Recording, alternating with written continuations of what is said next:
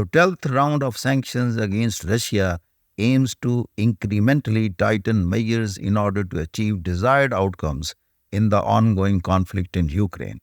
The latest sanctions imposed by the European Union include a ban on the import of Russian diamonds, aluminium products, and software exports.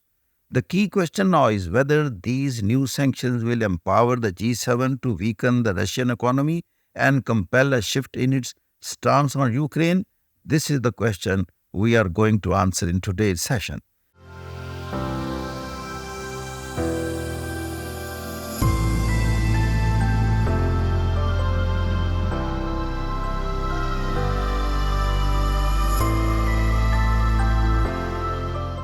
It seems that Russia is already prepared to handle the situation. The annual export value of Russian diamonds is approximately $4 billion, with major buyers being Belgium $1.9 billion, the UAE $1.3 billion, and India $884 million. Notably, Belgium, perhaps due to its significant diamond trade, opposed and hesitated to swiftly enforce new sanctions on Russia. On the contrary, UAE and India are likely to increase their purchases of Russian diamonds and engage in trade with other nations. Russian annual aluminium exports amount to $8.8 billion, with major importers including China, Japan, Turkey, and India. Given the substantial global demand for aluminium, Russia can easily redirect its sales, particularly to China and India. Imposing secondary sanctions against China or India, however, seems implausible. A similar scenario has unfolded in the case of oil, where Russian revenue has risen despite sanctions, thanks to increased sales facilitated by India and China.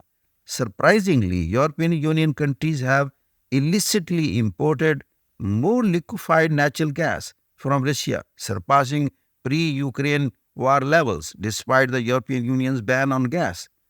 From January to July 2023, European Union countries imported 40% more Russian LNG compared to the same period in 2021.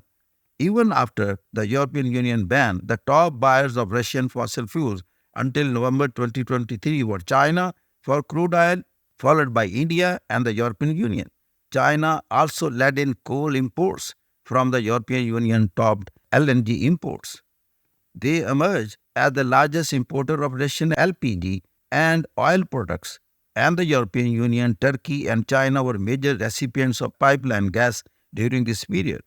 Russian oil revenue in July 2023 reached $15.3 billion, up from $11.8 billion in June 2023.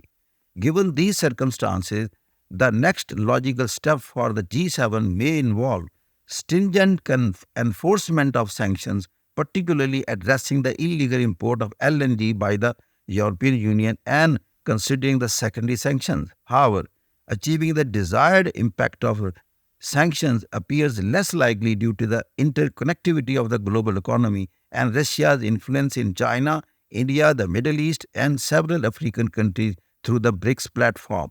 Additionally, some European Union countries depend on Russian products, further complicating the effectiveness of sanctions. Thank you very much. God bless you.